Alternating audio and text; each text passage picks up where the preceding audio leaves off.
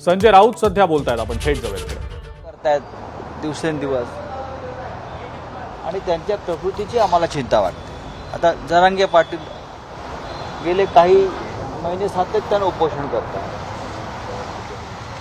ओबीसीचे नेते उपोषण करतायत, एका बाजूला धनगर समाजाचे लोक उपोषणाला बसतात किंवा संघर्ष करतायत आणि सरकार जे आहे आपलं शिंदे सरकार, फडणवीस सरकार, हे तिघांना आपापसात लढवत बसलेला आहे, खेळवत बसलेला आहे,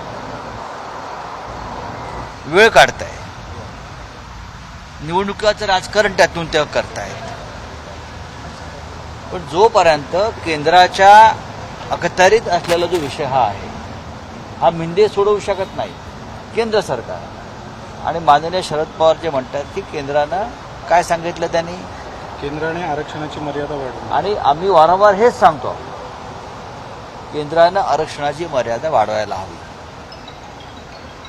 राहुल गांधींनी तेच सांगितलेलं आहे की आमचं सरकार आलं तर आम्ही 50% वर आरक्षण वाढवू आणि सगळ्यांना सामावून घेऊ. आमची तीच भूमिका आहे की हे जे सगळे वर्ग आहेत, त्यातले जे आर्थिक मागासलेपण आहे, ते दूर करण्यासाठी आरक्षणाचा मुद्दा जर एवढा इरेला पेटलेला आहे, तर केंद्र सरकार, संसद हीच अथॉरिटी आहे आणि त्यांनीच हा आरक्षणाचा टक्का मर्यादा वाढवून या सगळ्या घटकांना न्याय दिला पाहिजे. शरद पवार असं देखील म्हणाले की तामिळनाडूमध्ये 78% आरक्षणाची मर्यादा वाढवली, महाराष्ट्रात असं का होत नाही? तामिळनाडूचं आरक्षण टिकलेलं आहे.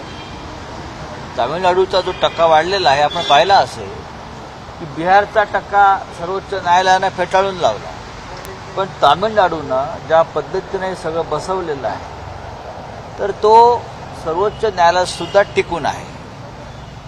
महाराष्ट्र सरकारनं केंद्राकडे हा विषय नेला पाहिजे. इथे खेळत बसण्यापेक्षा, आपापसात म्हणजे संघर्ष पेटवण्यापेक्षा केंद्रानं यात लक्ष घातलं पाहिजे. पण देशाचे गृहमंत्री महाराष्ट्रात येतात आणि काय सांगतात ही जी आरक्षणावरची आंदोलनं उपोषणं आहेत ती चालू राहू दे, आम्हाला सवय आहे त्याची, ही आंदोलनं कशी चिरडायची मोडायची आम्हाला माहिती आहे. हे जेव्हा गृहमंत्री सांगतात तेव्हा ह्या आरक्षणाच्या आंदोलनाला मग जरांगीजी असतील किंवा दुसरे ओबीसी समाजाचे नेते असतील, त्यांच्या आंदोलनाला, त्यांच्या संघर्षाला, त्यांच्या उपोषणाला आम्ही काडीची किंमत देत नाही.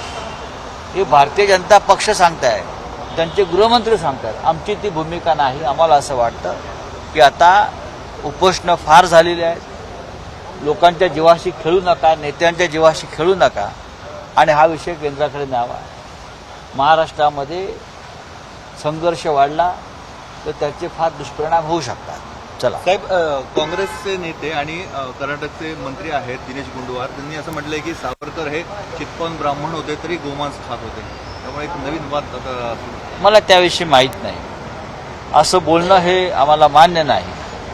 भारतीय जनता पक्षानं त्याच्यावरती खरं म्हणजे आणि काँग्रेसनं त्याच्यावर बोललं पाहिजे. बघा, सावरकरांनी अनेक बाबतीमध्ये विज्ञानविषयक दृष्टिकोन ठेवला. एखाद्याच्या खाण्यापिण्यावरून हिंदुत्व किंवा इस्लाम ठरत नाही. मी हे खाल्लं किंवा खाल्लं नाही म्हणून हिंदू आहे किंवा हिंदू नाही. विशेषतः आता काल गाईला राज्यमातेचा दर्जा दिला, सावरकरांनाही मान्य नाही.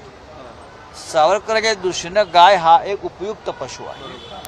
ते दूध देतं, गाय ती शेतकऱ्यांच्या शेतातल्या कामाला उपयोगी पडते, उपयुक्त पशु. गाय जर असेल तर ती बैलाची माता आहे, असं सावरकरांचं म्हणणं होतं.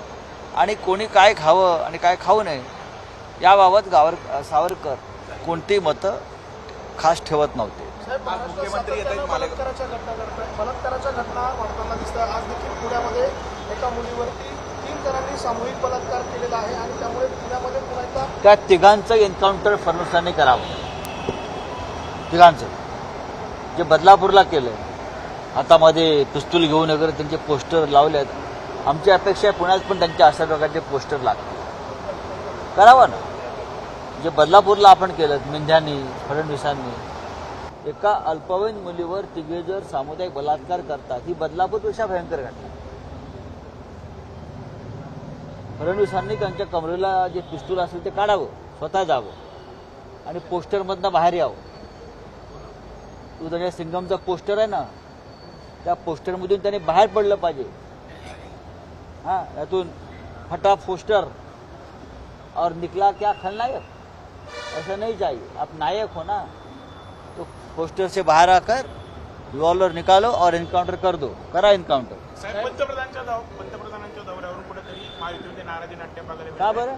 मुंबईमध्ये कार्यक्रम होणार जे ठाण्यामध्ये होत आहेत त्यामुळे कुठेतरी भाजप नाराज आहे असं दिसतंय. मला माहित नाही. मुख्यमंत्र्यांना झुकतं मागे. असं आहे की मिंदे भाजपमध्येच आहेत ना. एकनाथ शिंदे कुठे आहे शिवसेना? त्यांचा काय शिवसेनेशी संबंध? एकनाथ शिंदे भारतीय जनता पक्षातच आहेत. लेबल फक्त काही लावलं असेल त्यांनी सध्या तात्पुरतं, पण एकनाथ शिंदे, अजित पवार हे त्यांचे नेते नरेंद्र मोदी आणि अमित शहा ते भाजपमध्येच आहेत.